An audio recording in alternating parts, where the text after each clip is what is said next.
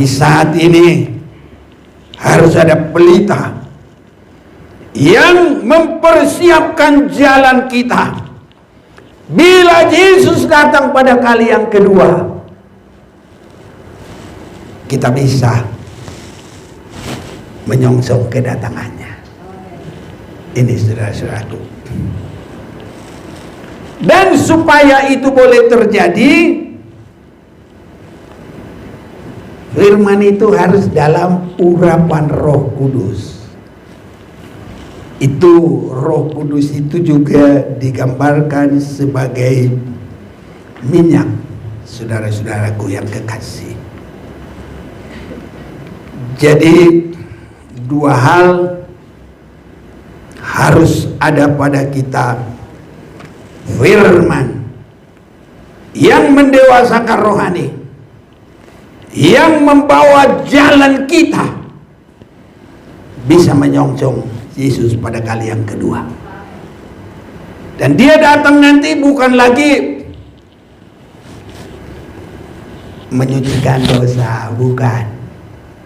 Dia datang nanti bukan menyembuhkan, bukan itu lagi pekerjaannya. Tapi dia datang menyongsong 5 gadis yang pintar. Itu gereja yang dewasa, gereja yang dikuduskan, gereja yang mengerti kehendak Tuhan, gereja yang sudah tidak bercacat celah. Kesana kita sedang dihantar, saudara-saudara. Kesitulah kekristenan kita di akhir zaman ini. Tuhan menginginkan kita ke sana. Jadi tidak lagi hanya keluar masuk tanpa pengertian, rugi. Saat sekarang harus ada pengertian. Dan disebut 5 anak darah yang pintar atau bijak.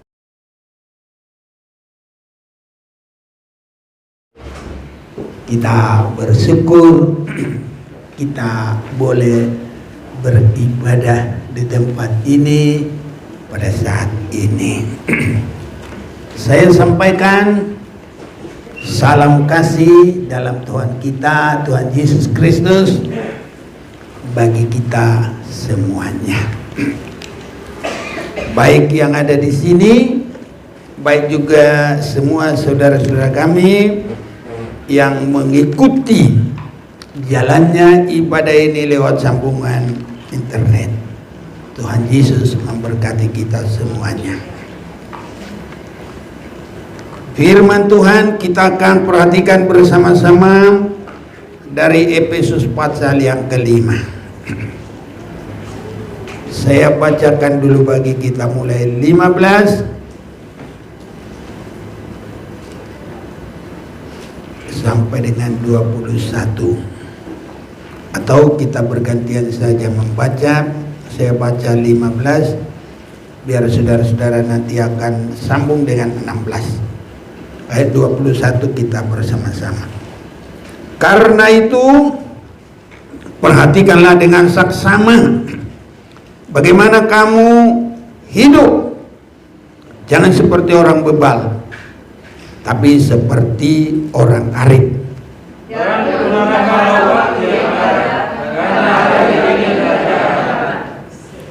Sebab itu janganlah kamu bodoh, tapi usahakanlah supaya kamu mengerti kehendak Tuhan.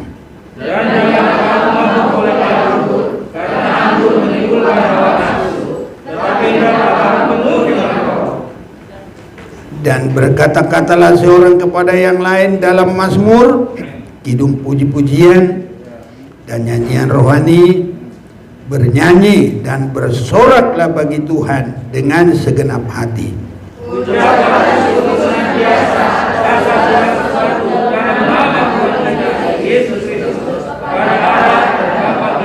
Bersama kita, dan rendahkanlah dirimu seorang kepada yang lain di dalam takut akan Kristus.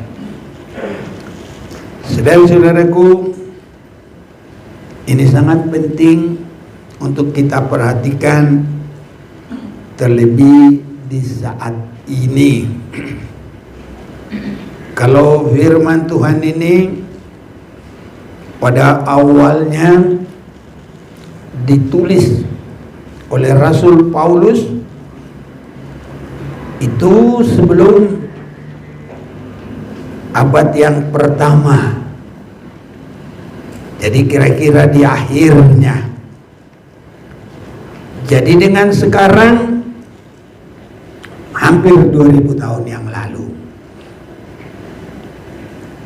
Dan untuk itu sekarang kita harus lebih memperhatikan ini. Perhatikan dengan saksama. Kalau hampir 2000 tahun yang lalu ini sudah disampaikan, perhatikan dengan saksama. Apalagi untuk sekarang harus kita lebih memperhatikan. Saudara-saudaraku, kita ada dalam penggembalaan, bukan jemaat yang baru, bukan dari pindahan agama lain, tapi kita sudah Kristen yang sudah boleh bilang sudah bertahun-tahun lah, ya, sesuai umur kita masing-masing. Kalau saya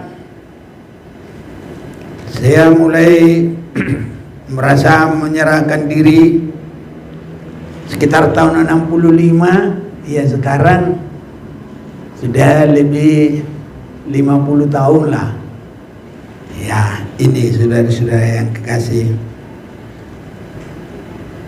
Jadi apa yang kita butuhkan sekarang bukanlah hanya firman yang dalam tingkat disebut makanan awal.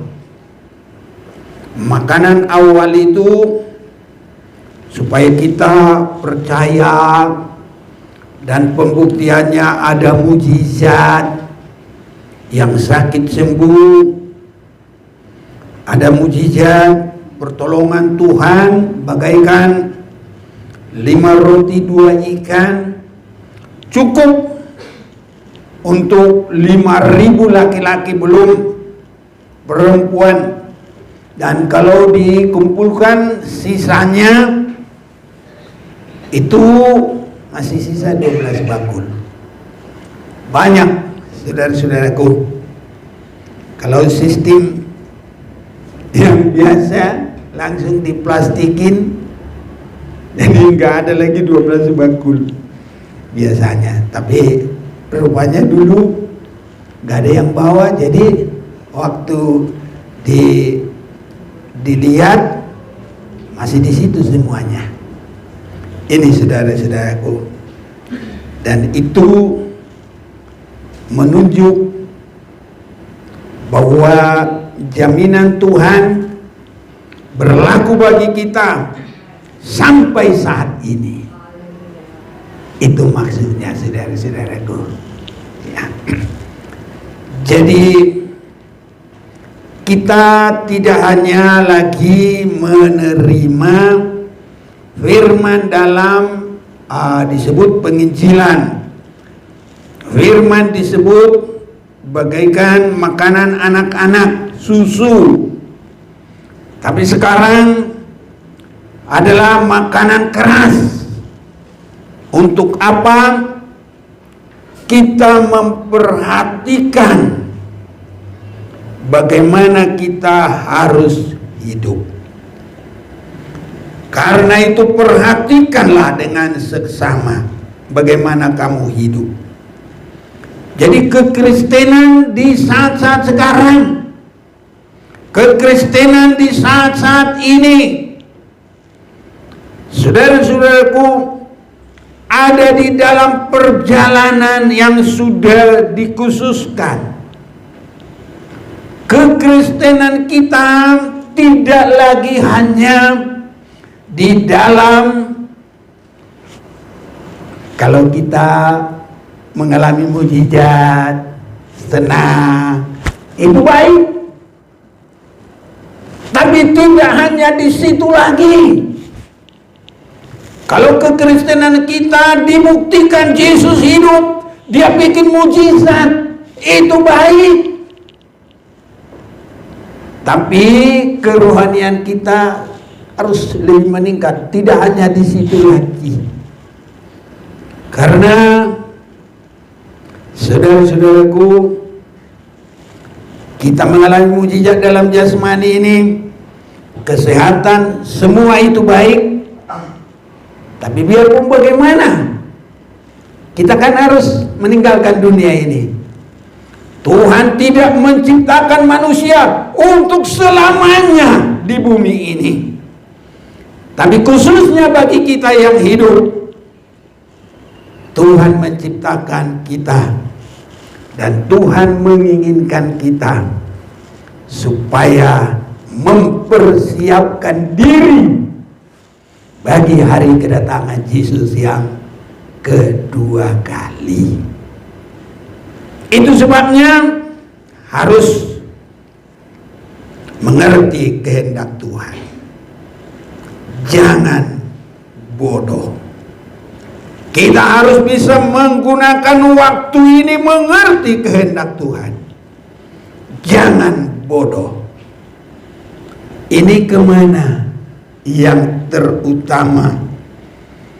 Kalau di dalam Injil Matius, di situ disebut, ya, kalau yang bodoh itu adalah 5 perempuan yang tanpa mempersiapkan diri dengan baik. Ada baiknya kita memperhatikan dulu apa yang harus kita lakukan. Kekristenan kita ini bentuk apa? Kekristenan kita di akhir zaman ini model apa? Karena sekarang ini banyak orang puas dalam keberadaannya. Mungkin ada mujizat, ada pertolongan, ada kesembuhan. Semua itu baik. Tetapi mengerti kehendak Tuhan tidak cukup hanya dalam hal itu. Matius pasal 25 ayat 1 sampai 13. Itu perikopnya di atas. Gadis-gadis yang bijaksana dan gadis-gadis yang bodoh. Nah, ini saudara-saudaraku, posisi yang harus kita mengerti. Jangan bodoh. 10 anak gadis, ayat yang pertama. Pada waktu itu hal kerajaan surga seumpama 10 gadis yang mengambil pelita dan pergi menyongsong mempelai laki-laki. 5 diantaranya bodoh dan 5 bijaksana. Ini saudaraku ada kaitannya. Jangan bodoh. Apa ini artinya? Yang bodoh ini, dia cukup dalam keberadaannya, tidak terus-terus melihat apa kehendak Allah. Itu sebabnya kita sudah baca tadi di dalam Efesus pasal yang ke-5 itu, kita semuanya jangan bodoh, usahakan mengerti kehendak Tuhan. Harus mengerti. Dan apa kehendak Tuhan? Saudara-saudaraku, kita harus memiliki pelita dan minyak. Ini ayat yang ketiga. Gadis-gadis yang bodoh itu membawa pelitanya, tapi tidak membawa minyak. Kalau kita lihat pelita itu Mazmur 119 ayat yang ke-105, dengan jelas kita lihat di situ, firman-Mu adalah pelita bagi, ya saya baca saja biar jangan salah ya.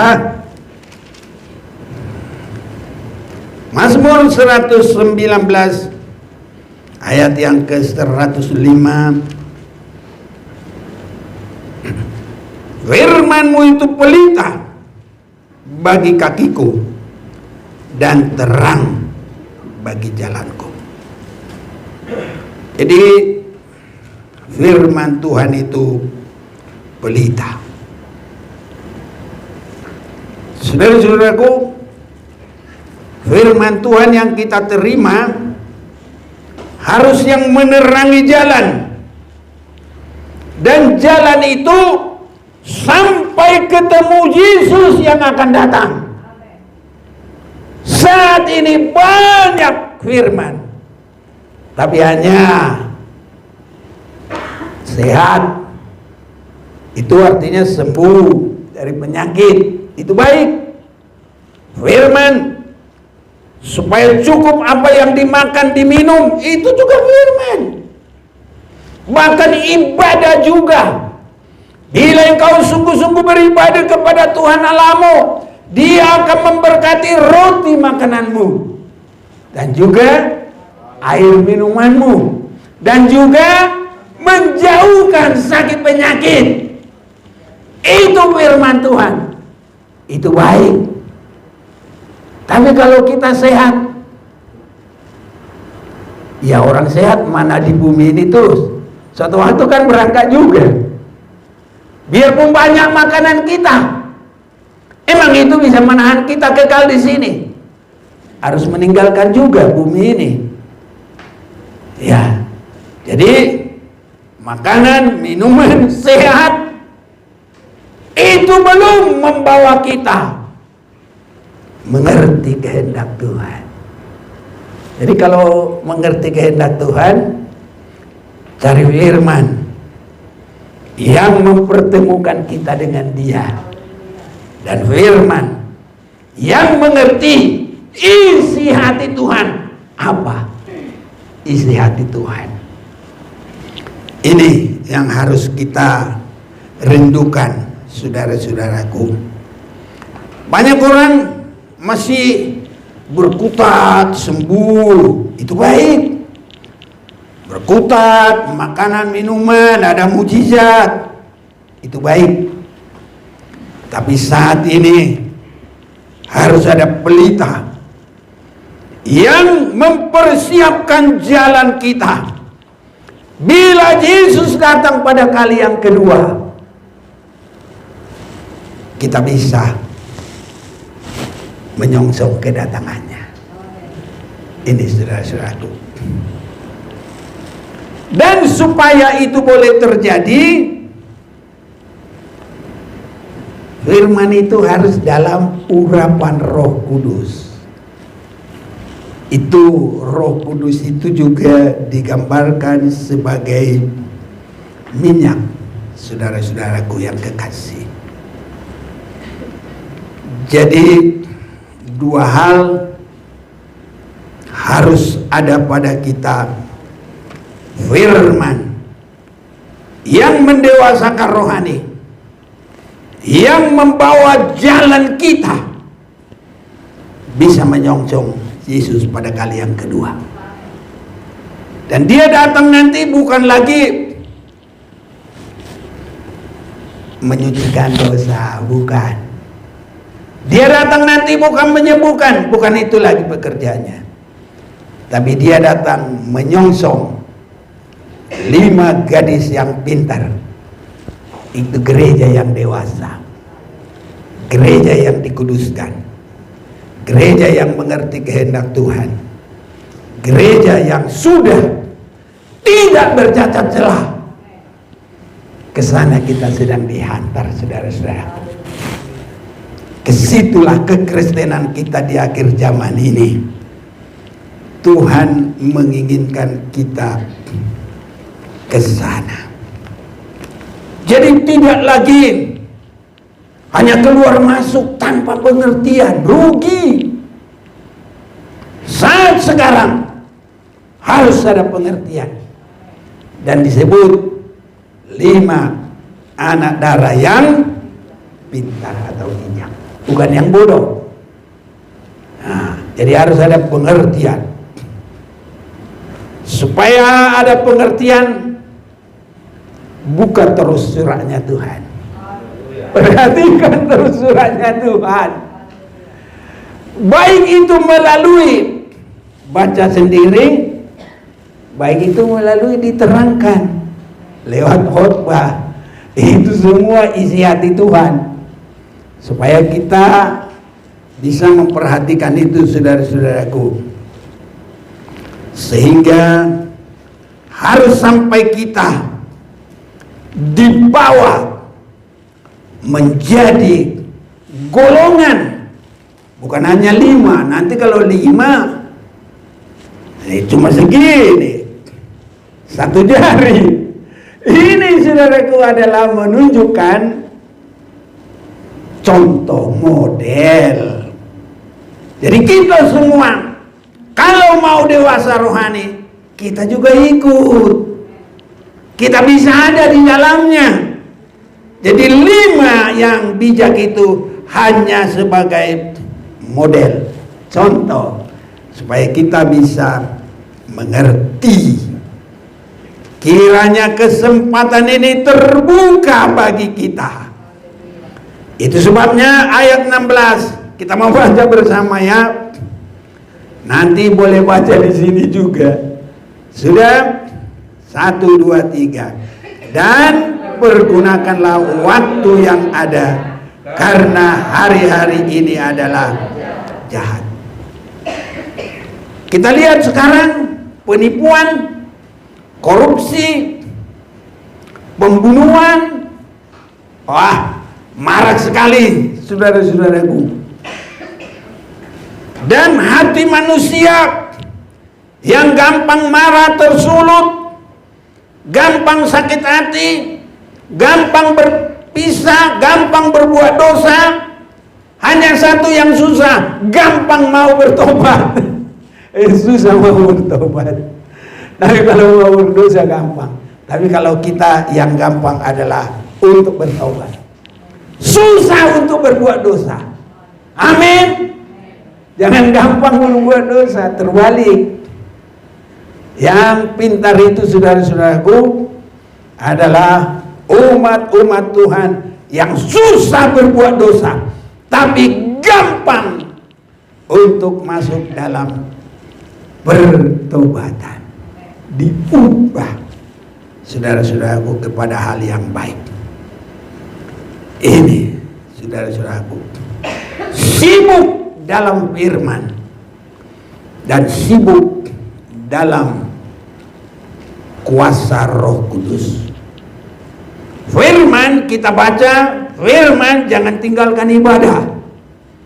Tapi Roh Kudus harus rindu kepada kesucian. Diawali dengan kubur hidup lama, serahkan hidup untuk dipimpin oleh Tuhan. Karena Roh Kudus akan memimpin setiap penyerahan-penyerahan yang ada. Roh Kudus itu adalah memimpin kepada segala kebenaran. Jadi orang yang dipenuhi dengan Roh Kudus adalah yang sudah rindu kepada segala kebenaran.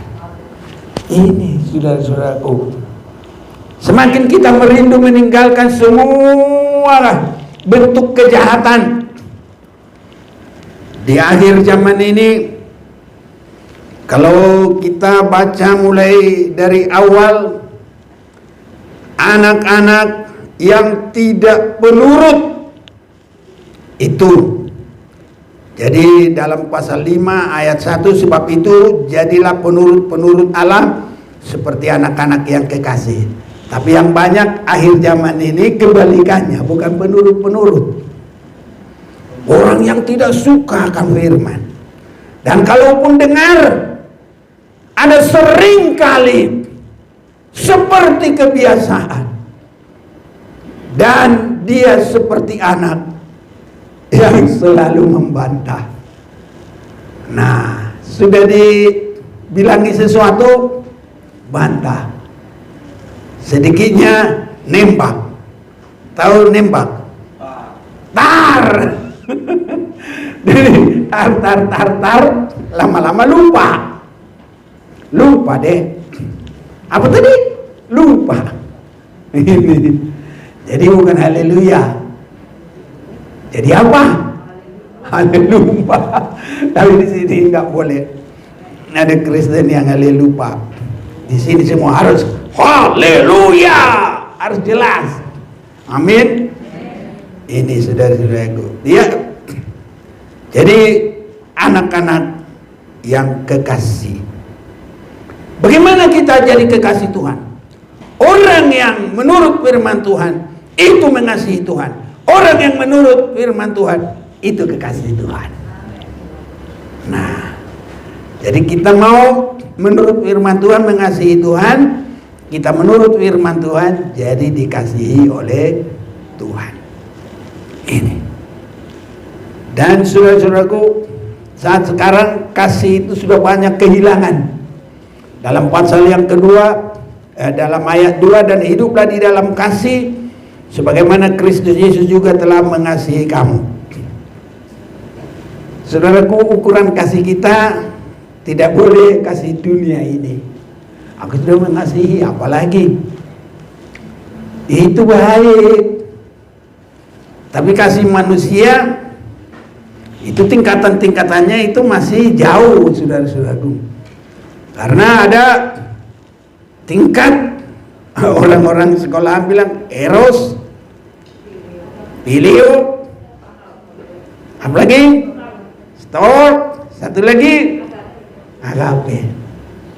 Agape itu kasihnya Tuhan. Kalau filio itu kasih manusia. Kamu mau ngasih aku kasih kamu. Kalau itu orang Batak bilang apa? Si suli-suli. Lihat aku, saya lihat kok. Lihat kau, lihat tuh. Jadi ukurannya begitu. Tapi kalau Tuhan mau mengasihi kita adalah tanpa pamrih. Haleluya. Yang meningkat, saudara-saudaraku. Makanya di akhir zaman ini sampai di dalam nikah yang benar banyak kasih yang sudah hilang. Karena kasih yang benar di dalam nikah adalah seperti Kristus mengasihi kita. Itulah dasar nikahnya orang Kristen. Jadi bukan ukuran manusia, tapi kasih kita adalah ukuran kasih Tuhan kepada kita. Ayat yang ketiga, jangan ada percabulan, jangan ada rupa kecemaran, jangan ada keserakahan. Disebut saja pun jangan ada di antara kamu. Haleluya. Dan kalau di dalam ayat 12 menyebut saja di tempat yang tersembunyi tidak bagus. Itu juga sudah bikin malu. Ayo, siapa yang baca ayat 12? Ayo. Sebab menyebutkan saja pun apa yang dibuat oleh mereka di tempat-tempat yang tersembunyi telah memalukan. Iya. Apalagi dibuat di koran. Oh, sekarang koran nggak laku lagi ya. Udah jarang orang yang baca koran. Apa sekarang yang ada yang ngetrend? Medsos, YouTube, Facebook, Instagram, WA, WhatsApp. Nah, ini saudaraku. Jadi kalau mau nulis di situ harus yang berkat-berkat saja. Firman Tuhan. Apapun kesalahan orang, jangan tulis di situ. Itu tidak baik. Karena ukuran untuk memberitahu kesalahan orang semua ada ukurannya. Matius pasal 18 ayat 15. Kalau ada orang berdosa, nasihati dulu dia. Berapa mata? 4 mata. Kalau dia tidak mau, bawa 2 atau 3 saksi, 2 saksi. Jadi berapa itu? 8 mata. Nah, ini belum dilaksanakan, udah masuk jendela dunia. Jendela dunia, pintu dunia, yaitu medsos itu. Karena begitu kita bikin di sini, langsung bisa ditonton orang di seluruh penjuru bumi ini. Ini hebat di akhir zaman ini. Jadi kalau tidak mengasihi Tuhan, banyak orang terjebak. Jadi Kristen yang terlibat asal-asalan, tidak mengerti kehendak Tuhan. Itu sebabnya di sini jangan ada perkataan yang kotor, yang kosong, atau yang sembrono, karena hal-hal ini tidak pantas. Tapi sebaliknya, ucapkanlah syukur. Itu Efesus pasal 4 ayat 4. Pasal 5 ayat 4. Ya, ini saudaraku. Karena ingatlah ini baik-baik, tidak ada orang sundal, orang cemar, atau orang serakah, artinya penyembah berhala, yang mendapat bagian di dalam kerajaan Kristus dan Allah. Jangan kamu disesatkan orang dengan kata-kata yang hampa. Sekarang banyak ini berkata-kata hampa. Itu bukan dia buat pancingan, saudaraku. Nah, kalau di laut ada umpan, tapi kalau di medsos umpannya kata-kata hampa, saudaraku. Hanya kata-kata gombal. Makanya kalau kita berkata ya di atas ya, tidak atas tidak, jangan kata-kata hampa. Dan anak-anak Tuhan tidak boleh terpancing dengan kata-kata hampa, karena itu adalah umpan setan. Ini saudara-saudaraku. Wah, ini saya kalau baca Efesus pasal 5 ini benar-benar ini perhatikanlah untuk zaman kita sekarang. Jadi jangan hidup dengan yang begitu. Mending aja kita datang berdoa kepada Tuhan. Ini saudara-saudaraku yang kekasih. Nah, kita maju dalam ayat yang tadi kita baca. Mengerti kehendak Tuhan. Jangan kamu mabuk oleh anggur. Ini kita akan perhatikan. Tadi kita nyanyi juga, anggur yang lama dilenyapkan, diganti dengan anggur yang baru. Anggur ini, saudara-saudaraku, ada juga anggur nafsu duniawi. Jangan kamu mabuk oleh anggur, karena anggur menimbulkan hawa nafsu. Jadi ini anggur duniawi.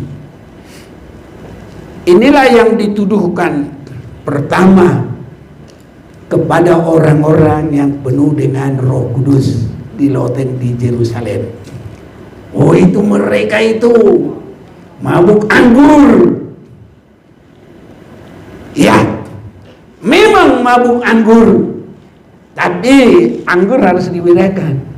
Anggur kebejatan, anggur dunia ada, anggur kedagingan. Tapi ada juga anggur kesukaan di dalam Tuhan. Ini saudara-saudaraku, anggur kesukaan dalam Tuhan. Anggur kesukaan di dalam Tuhan itu disukai oleh Yesus. Nah, Yesus juga minum anggur itu, saudaraku. Bagaimana caranya? Mari kita mau baca di dalam Injil Matius pasal yang ke-26.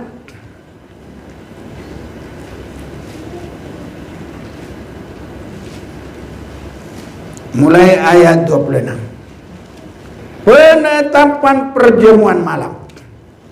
Dan ketika mereka sedang makan, Yesus mengambil roti, mengucap berkat, memecah-mecahkannya, lalu memberikannya kepada murid-muridnya, dan berkata, ambillah, makanlah, inilah tubuhku. Sesudah itu ia mengambil cawan mengucap syukur, lalu memberikan kepada mereka dan berkata, minumlah kamu semua dari cawan ini, sebab inilah darahku, darah perjanjian yang ditumpahkan bagi banyak untuk pengampunan dosa. Akan tetapi aku berkata kepadamu, mulai dari sekarang aku tidak akan minum lagi hasil pokok anggur ini sampai pada aku meminumnya, yaitu yang baru, bukan yang lama lagi, bersama-sama dengan kamu dalam kerajaan Bapakku. Kalau kita perjamuan kudus, sesudah makan roti, maka kita ambil cawan. Setiap kali kamu meminumnya adalah mengingat kematian Tuhan sampai Dia datang kembali. Nah, jadi kita tidak anggur yang berbuat dosa, tapi kalau ini adalah anggur pelayanan Yesus dengan senang memberikan darahnya tercurah bagi kita. Ini saudaraku. Tapi itu ditutup dengan kematiannya di Golgota. Dan nanti kita akan bertemu dalam kerajaannya kalau Dia datang.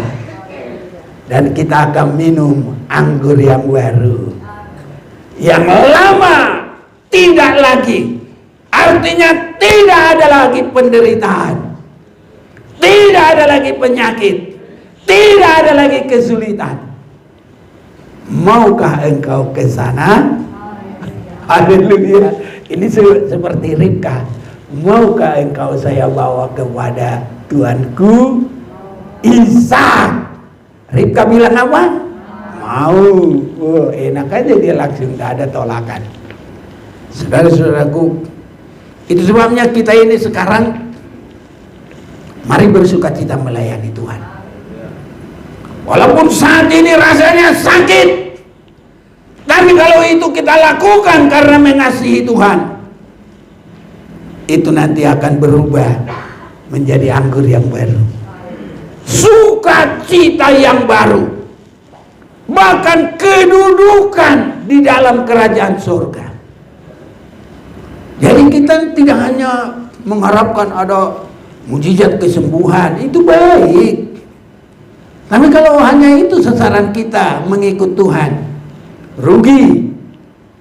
Bagaimana nanti kita bisa menerima anggur kesukaan baru di kerajaan Yesus? Berani berkorban untuk Dia, berani melayani.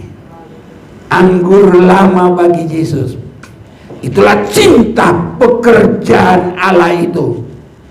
Dia rela mulai meninggalkan tatahnya di surga, mengambil rupa manusia, dan posisinya posisi hamba, bukan untuk dilayani tapi untuk melayani, sehingga sampai kepada mati tersalib. Anggur baru ayat 9. Ayo baca dulu Filipi 2 ayat 9. Itu anggur barunya di situ.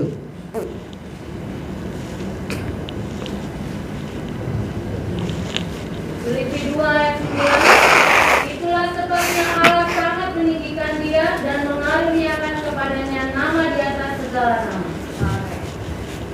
Itulah sebabnya. Apa itu maksudnya? Itulah sebabnya adalah kecintaan Yesus dengan rela, bahkan dengan senang. Itu sebabnya waktu dia melaksanakan semua sampai kepada mati tersalib itu, semua dilakukan dengan sukacita. Ini untuk mendapatkan anggur baru, mari kita setia melayani Tuhan.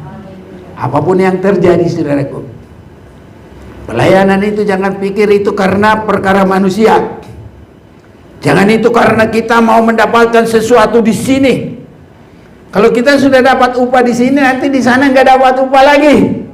Makanya kita bukan upahan, melayani dengan sukacita untuk hormat kemuliaan bagi nama Tuhan. Ini saudara-saudaraku. Jadi kita tidak mabuk anggur dunia yang berebutan tentang kesenangan dunia, berebutan tentang keinginan daging. Saudara-saudaraku, saat sekarang rebutlah berkenan kepada Tuhan. Ini yang kita rebut. Dan kalau kita sungguh-sungguh mencari kerajaan surga, jangan khawatir. Bukan berarti kita nggak bisa nikmati semua dunia ini. Boleh, asal jangan yang membawa kepada dosa. Karena ada janji Tuhan, cari dahulu kerajaan surga dengan kebenarannya, maka yang lain akan ditambahkan kepadamu. Saudara yakin? Iya, nggak ada yang mustahil. Dan saya sudah lihat, saudara-saudaraku, semakin sungguh-sungguh kita mengasihi Tuhan, Tuhan itu membuka jalan berkat itu dari mana saja. Ada, saya kenal dulu, baru-baru di Jakarta ini, dia cuma jual bensin aja di Jatinegara sana, di dekat Pasar Rumput itu apa namanya? Ya, Jalan Saharjo, Menangkabau, di situ dia. Ini dia aku. Kalau datang apa itu, kamtip itu, dikukut lari ke gang-gang itu. Itu aja. Tapi begitu dia sungguh-sungguh ikut Tuhan, Tuhan memberkati, saudaraku. Sampai saat ini. Masalah nanti orang itu kadang-kadang sudah bagus kedudukan, cukup makan banyak duit, kambuh lagi, anggur lama, jadi kepada keinginan daging. Tapi kita harus setia kepada Tuhan.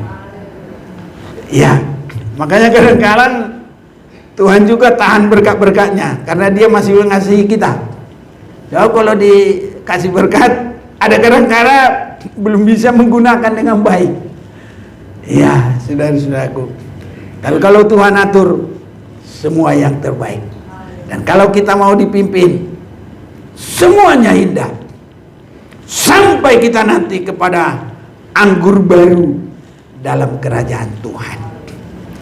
Ini saudara-saudaraku. Jadi kita juga semua, kalau hidup mencari kerajaan surga, mengerti kehendak Allah, Tuhan juga pasti memberkati kita. Itu sebabnya berubah, saudaraku. Apapun yang tidak baik berubah. Ini ada kesempatan bagi kita. Kalau firman Tuhan ini kita baca bersama-sama, saya juga, saudaraku, harus memperhatikan ini dalam diri saya. Apalagi dalam usia begini, saudara-saudaraku. Ya, banyak hal tidak kita mau, tapi apapun harus diterima. Ya, ini saudara-saudaraku. Termasuk hari ini saya lagi belajar ini, saudaraku. Apa Karena gigi saya ini kehilangan ini yang di depan ini. Jadi kalau ketawa langsung. Tadi saya makan, yuk keluar dari sini. Waduh belajar, waduhnya semua harus dipelajari saudara-saudaraku. Nah, jadi harus tinggal ditahan pakai bibir. Makanya saya juga nggak mau main saksofon juga, karena harus belajar juga saudaraku. Nanti saya akan belajar di rumah besok. Ya, habis nanti kita mau tiup ke dalam, tahu-tahu ya keluar dari kubis lubang. Ini saudaraku. Ya, kita tidak sukai, tapi apapun yang terjadi harus mengucap syukur saudara-saudara. Dia bisa menolak. Ya itulah keadaan saudara-saudaraku yang kekasih. Ya, itu sebabnya tidak boleh dipertahankan. Jangan mabuk anggur. Kesenangan dunia tidak bisa dipertahankan. Tapi kehendak Tuhan harus itu kesenangan kita. Ini saudara-saudaraku.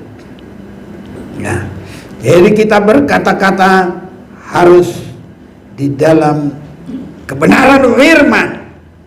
Nah ini saya mau ngomong firman aja juga sudah agak beda lagi sekarang. Dari tadi malam dengan sekarang sudah beda, karena tadi pagi baru copot saudara-saudaraku ya. Jadi ngomong firman sudah enggak begitu bagus. Ya itulah keadaannya. Haleluya.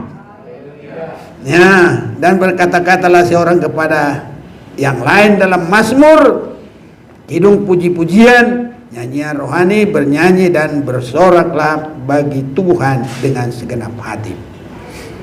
Ucapkanlah syukur senantiasa atas segala sesuatu dalam nama Tuhan kita Yesus Kristus kepada Allah dan Bapa kita.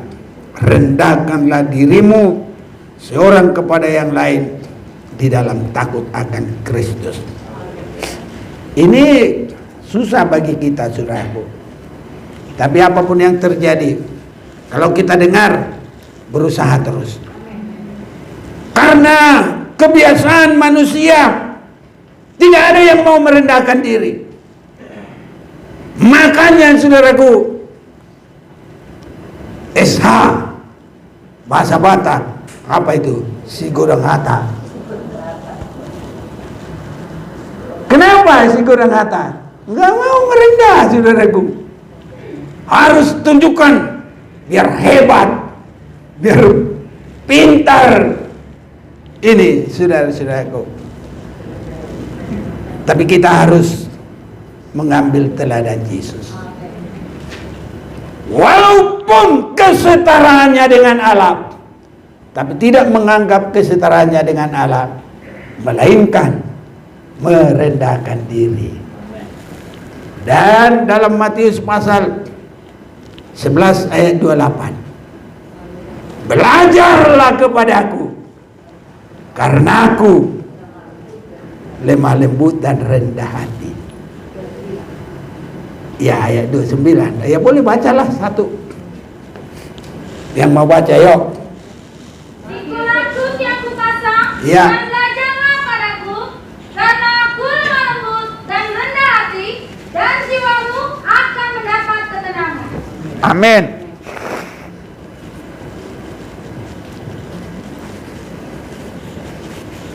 Ini saudara-saudaraku, rendahkanlah dirimu.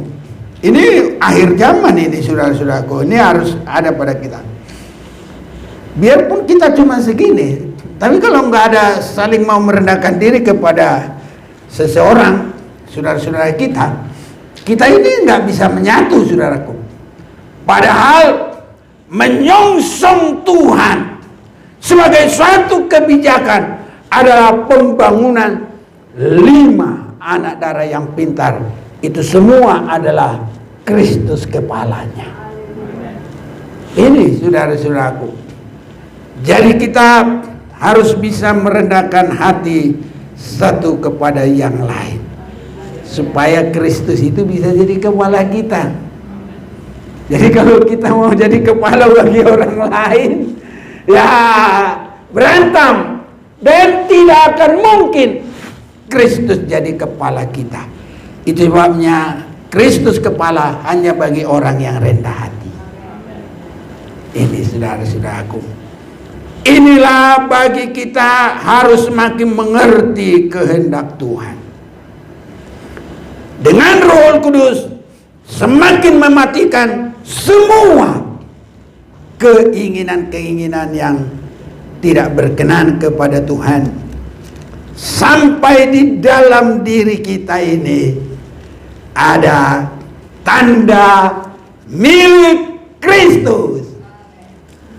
Nah, tadi ada nyanyian beri tanda dalam tubuhku. Nah, Galatia pasal kita mau baca dulu pasal yang ke-6 ayat 17. Selanjutnya, jangan ada orang yang menyusahkan aku, karena pada tubuhku ada tanda-tanda milik Kristus. Apa itu? Berani merendahkan hati, berani merendahkan diri. Itu tanda milik Kristus. Apa itu? Kalau kita tidak menyalipkan keinginan, tidak mungkin saudaraku ada tanda milik Kristus. Nah, itu sebabnya biar kita semua ada patokan. Dan semua orang yang memberi dirinya dipimpin oleh patokan ini, turunlah kiranya damai sejahtera dan rahmat atas mereka dan atas Israel milik Allah. Selanjutnya, janganlah ada orang yang menyusahkan aku, karena padaku, pada tubuhku ada tanda-tanda milik Kristus. Saudara-saudaraku, kerinduan melayani walaupun sengsara Kristus, itu tanda milik Kristus dalam kita. Dulu kita hanya kesenangan kita sendiri, tapi sekarang berani senang menderita karena Tuhan. Di dalam peningkatan kerohanian Rasul Paulus, apa yang dulu merupakan satu kebanggaan, keindahan, tapi setelah dia mengerti Kristus, semua itu dianggap sampah. Itu Filipi pasal 3, saudara-saudaraku. Bukan itu lagi. Itu sebabnya jangan anggur dunia yang menguasai kita, tapi kesukaan melayani Tuhan walaupun di dalam sengsara sekalipun. Karena kalau temannya kita berani kepada sengsara, baru kita temannya berani dalam kerajaan surga. Kalau kita tidak mau, saudara-saudaraku, dia tetap setia, tetapi kita tidak bisa. Itu sebabnya sewaktu Petrus berkata, kami sudah meninggalkan semuanya karena namamu, kami sudah menderita karena namamu, nanti engkau akan duduk, jadi ada tahta bersama dengan Tuhan dalam kerajaan kekal selamanya. Itu sebabnya sebagai yang terakhir, dalam Roma pasal yang ke-8, biar Tuhan tolong kita mengerti kehendak Tuhan, dan Tuhan semua akan memberkati kita. Ya, kita baca Roma pasal yang ke-8 ayat yang ke-16. Roh itu bersaksi bersama dengan roh kita. Itu Roh Kudus yang bersaksi di dalam roh kita bahwa kita adalah anak-anak Allah. Dan jika kita adalah anak, maka kita juga adalah ahli waris. Maksudnya, orang-orang yang berhak menerima janji-janji Allah, yang akan menerimanya bersama-sama dengan Kristus, yaitu apa itu? Jika kita menderita bersama-sama dengan Dia, supaya kita juga dipermuliakan bersama-sama dengan Dia. Ini anggur baru, saudaraku. Nanti ada anggur baru. Jadi sukacita melayani itu anggur lama, anggur baru sukacita di tahtanya Tuhan. Ini saudaraku. Jadi harus sampai ada tanda milik Kristus dalam kita. Tanda milik Kristus itu rendah hati. Tanda milik Kristus itu mau menerima sampai sengsaranya Tuhan. Biar disakiti, kita tidak marah. Biar disakiti, kita tidak balas. Biar disakiti, kita tidak mengutuki. Biar kamu mati ya. Jangan, saudaraku. Berkati, musuh saja berikan makan. Biar kita semua meningkat dalam Tuhan, mengerti kehendak Tuhan. Dan kalau kita mengerti kehendak Tuhan, bukan hanya nanti di sana kita terima anggur baru, di sini juga Tuhan mau memberkati kita. Semua bisa diberkati Tuhan. Mari kita mau datang kepada Tuhan.